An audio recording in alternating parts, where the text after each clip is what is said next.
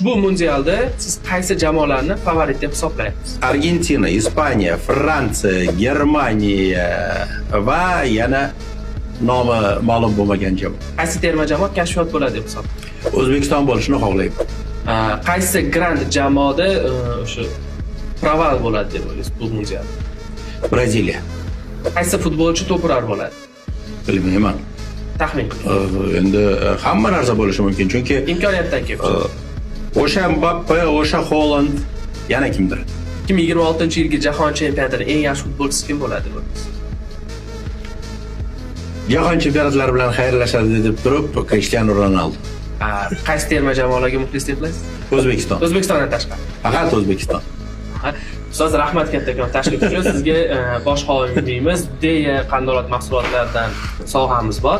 Olib qo'yasiz. Katta rahmat e'tibor uchun, taklif uchun.